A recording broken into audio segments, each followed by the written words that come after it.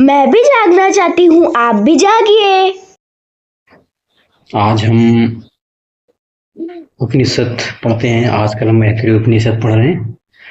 आज हम शुरू करेंगे ऐतरेय उपनिषद का द्वितीय अध्याय। इसमें द्वितीय अध्याय का प्रथम खंड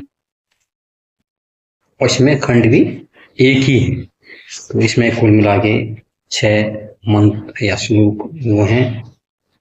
आइए आज इसको समझने की कोशिश करते हैं। इसमें क्या लिखा हुआ है श्लोक वाइज जो है। प्रथम में लिखा है कि यहाँ जो संसार का जीव है, पहले पुरुष के शरीर में इसमें कहा गया है वीर्य रूप में गर्भ बनता है, प्रकट होता है।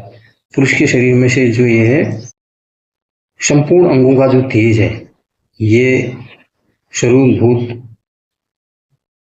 को तो पहले अपने शरीर में धारण पोषण करता है, उसके बाद उसको खान पान से ब्रह्मचर्य के द्वारा उसको पुष्ट करता है, बढ़ाता है, और फिर उसके बाद कहा जाता है कि स्त्री के गर्भाशय में उसको संचित कर लेता है, स्थापित कर देता है, ताकि वो गर्भ रूप में उत्पन्न हो सके। और इसका माता के शरीर में प्रवेश करना है इसका प्रथम जन्म इस मंत्र में कहा गया है। अब क्या है, द्वितीय मंत्र कह रहा है कि ये जो माता के शरीर में आया हुआ गर्भ है, जो अपने पिता के पूरे सार शरीर के तेज के द्वारा स्थापित है, वो स्त्री के आत्मभाव को प्राप्त हो जाता है। जैसे उसके दूसरे अंग हैं, उसी प्रकार वो गर्भ भी शरीर का एक अंग की तरह हो जाता है, और उसके अंदर में उदर में वो गर्भ में बच्चा बढ़ता है, तो माता को, स्त्री को कोई कष्ट नहीं पहुंचाता, और माता को भी कोई भार रूप प्रकट नहीं होता है। वो स्त्री अपने शरीर में आए अपने पति के आत्मा रूप इस गर्भ को अपने अन्य अंगों की भांति ही पूरे अन्न से हष्ट पुष्ट करती है, पोषण देती है, खाती है लोग, और सब प्रकार के आवश्यक नियमों का पालन करें, उसकी भली भांति रक्षा करती है। तृतीय मंत्र कहता है कि इस प्रकार से इस आत्मस्वरूप अपने पति का आत्मस्वरूप जो उसको है गर्भ की सब प्रकार से वो रक्षा करने वाली जो गर्भिणी स्त्री महिला है, लोगों द्वारा विशेषतः उसके पति के द्वारा उसकी देख रेख की जाती है, उसका पालन पोषण किया जाता है। और तो घर के सदस्य उनका भी ये कहा जाता है ये परम कर्तव्य है कि उसकी हर तरह से उसका ख्याल करें, उसके स्वास्थ्य का ख्याल करें, उसकी पोषण का ख्याल करें, और प्रसव वेदना तक प्रसव होने तक माता उसको अपने गर्भ में धारण किए रहती है। और जन्म कर्म लेने के बाद ही पिता जात कर्म आदि संस्कारों और नाना प्रकार से उपचारों से उसको, कुमार को, शिशु को ज्ञानवान बनाता है। जन्म से लेके जब तक वो श्रद्धा योग्य नहीं बन जाता, उसका पालन पोषण करता है, उसकी शिक्षा क्या क्या करता है, उसकी विद्या क्या करता है, उसको किस चीज की जानकारी उसके बारे में उसको बताता है। ये सब बालक बना देने से पहले उसकी रक्षा करता है। जब वो सब प्रकार से योग्य हो जाता है, तो मनुष्य की परंपरा को आगे बढ़ाने के बाद फिर वो अपनी रक्षा करता है जब वो युवा हो जाता है। इस प्रकार एक से उत्पन्न होकर ये मनुष्य विस्तार को प्राप्त है। ऐसे फिर वो भी आगे जनन करेगा ना, फिर भी अपना जो पूरा तेज है पूरा किसी अन्य स्त्री के घर में फिर वो भी संचित करेगा। तो जीव का गर्भ से बाहर बालक रूप में उत्पन्न होना वो उसका दूसरा गुण। एक तो पहला जब वो स्थापित हुआ है, तब दूसरा ये। इस वर्णन से पिता और पुत्र दोनों को अपने कर्तव्य में शिक्षा दी गई है। पुत्र को समझना चाहिए अपने माता पिता का भी उसके ऊपर बहुत भारी उपकार है, उसको किसी तरह का, और पिता को भी अपमान नहीं करना चाहिए मैंने इसका पालन पोषण किया है, तो उसने तो अपनी परिवार की वृद्धि करके अपना कर्तव्य का पालन किया हुआ है। श्लोक 4 कहता है कि इस प्रकार से पिता का ही आत्मस्वरूप पुत्र जब कार्य करने हो जाता है, तो पिता उसे अपना ही प्रतिनिधि बना देता है, और जितने शुभ कर्म हैं, यज्ञ, देव पूजा, अतिथि सेवा आदि सारे शुभ कर्मों को भार अपने पुत्र को सौंप देता है, जो अपने घर के पूरे कार्य होते हैं ना, जितने घर के अतिथि मेहमान सबका ख्याल करता है।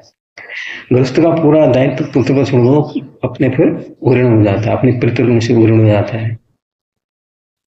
फिर इस देह छोड़ने के बाद वो पिता यहाँ से विदा हो जाता है, जहाँ उसको अपने कर्म अनुसार कहते हैं कि जो कर्म है उसके हिसाब से वो अन्य योनि में जन्म लेता है, जो इसका तीसरा जन्म इसमें कहा गया है। तो यह परंपरा लगातार चलती रहती है। जब तक जन्म मृत्यु के कष्ट का विचार करके उससे छुटकारा पाने के लिए जीवात्मा मनुष्य शरीर में चेष्टा नहीं करता, तब तक ये परंपरा नहीं छूटती। अब ये पता लगना चाहिए, बार बार जन्म ले रहा हूँ, बार बार मर रहा हूँ, जब तक इसी का आभास नहीं होगा उससे मुक्ति मिलना मुश्किल है। और इसके लिए कहा गया है कि जो इंसान का मनुष्य का देह रूप है वही सबसे श्रेष्ठ है। अब इसको किस तरह से क्या है, जो पिंजरा है, जो समझने में जब तक यंत्रणा करके जन्म मृत्यु रूप मंत्रणा से छुटकारा नहीं होगा, ये इसका आविर्भाव ये वामदेव ऋषि थे, उनके द्वारा बताया गया है कि कैसे आगे वाले 2 श्लोकों में कहा गया है। जो श्लोक 5वां और 6वां जो कहते हैं उनके बारे में, कि जो 4 मंत्रों पहले बात बताई है, गर्भ के बाहर आने से पहले वामदेव ऋषि को, जो थे वामदेव ऋषि थे, उनको यथार्थ ज्ञान हो गया था। इसलिए उसने अपने माता के उदर में ही कहा था, अहो कितने आश्चर्य और आनंद की बात है, मैंने गर्भ में रहते ही इन अंतःकरण इंद्रिय रूप देवताओं के अनेक जन्म का रहस्य भली भांति जान लिया। अर्थात मैं इस बात को जान गया हूँ कि ये जन्म आदि वास्तव में इन अंतःकरण और इंद्रियों के ही होते हैं, आत्मा के नहीं। आत्मा वैसी रहती है, सिर्फ इंद्रियां हैं, दूसरी फिर भाव है जो इंद्रिय दूसरे शरीर में जाके पैदा हो जाते हैं। इस रहस्य को समझने से पहले मुझे सैकड़ों लोहे के समान कठोर शरीर रूपी पिंजरे में अवरुद्ध कर रखा था। अब मेरा उनसे छूटना कठिन हो जाता। मैं आज बात पक्षी हमारी ज्ञान के विवेक से उनको तोड़कर अलग हो गया हूँ, इसलिए शरीर रूप पिंजरों से मेरा कोई संबंध रहा। मैं सदा के लिए शरीरों की अहंता से मुक्त हो गया हूँ। जैसे ही वामदेव ऋषि को पता लगा कि ये तो बंधन है, खाली पिंजड़ा है, तो यह भाव आते ही वो अहंकार, जो इंद्रियों के कारण अहंकार उत्पन्न होता है, ये मेरा है, ये मेरा है, मेरी धन, मेरी संपत्ति, मेरा सब कुछ, जो ऐसा भाव होता है इंद्रियों के द्वारा जो आता है, तो वामदेव ऋषि उससे मुक्त हो गए।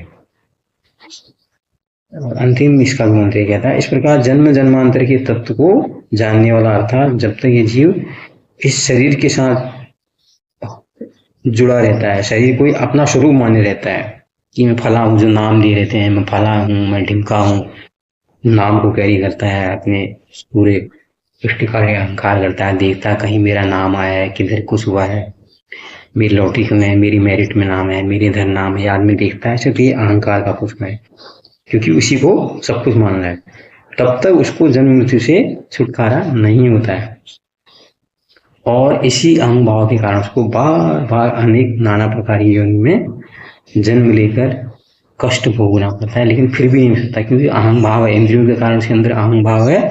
एक तरफ तो कष्ट झेल भी रहा है, लेकिन जो मैं भाव है, जो इंद्रियों के द्वारा जो भाव उसके अंदर विकसित हुआ है, आत्मा को तो पहचान ही नहीं रहा हो, तो उसकी वजह से वो बार बार जन्म मृत्यु की जो कष्ट है उसको भोगने पड़ रहे हैं। इसको समझने वाले ज्ञानी वामदेव ऋषि गर्भ से बाहर आकर अंत में शरीर का नाश होने पर कहते हैं कि वो संसार से ऊपर उठ गए तथा ऊर्ध्व गति द्वारा भगवान के परम धाम में पहुंचकर वहां समस्त कामनाओं को पाकर अर्थात सर्वथा आप्त काम होकर अमृत हो गया। अर्थात जन्म मृत्यु के चक्र के से वो वामदेव ऋषि हैं, वो हमेशा हमेशा के लिए छूट गए, ऐसा कहते हैं। तो ये है, क्योंकि वामदेव गर्भ में इस चीज का ध्यान हो गया कि आज तक लाखों बार मेरा जन्म मृत्यु हुआ है, और उनको पता लगा कि आत्मा का नहीं हुआ है, सिर्फ इंद्रियां जो है दूसरे शरीर में जाके इंद्रियां बदलती रहती हैं, हम उसी को, और इंद्रियों के कारण ही पूरे कष्ट होते हैं, हम मोह में पड़ते हैं, माया में पड़ते हैं, खाने की इच्छा होती है, भोगने की इच्छा होती है, जब रात काल होते हैं, जैसे वामदेव ऋषि यहाँ पर कहानी कही है। वामदेव ऋषि जैसे जब लोग होते हैं उनको ज्ञान हो जाता है, ये तो पूरा का पूरा पिछड़ा है, नर्क है यार, ये तो जन्म मृत्यु के चक्र में फंसा पड़ा हूँ, बार बार उसी को एक लूप में फंस गया हूँ, कहते ना वो चक्र में, मगर लूप से मुझे निकलना है। फिर कहते हैं जैसे उनको आभास हुआ इस चीज का, तो वो अपने शरीर के साथ कहते हैं कि परम धाम को चले। तो ये था द्वितीय अध्याय का प्रथम खंड, एक ही खंड इसमें था। अगले हफ्ते तृतीय अध्याय पढ़ेंगे। बहुत बहुत धन्यवाद जुड़ने के लिए, नमस्कार।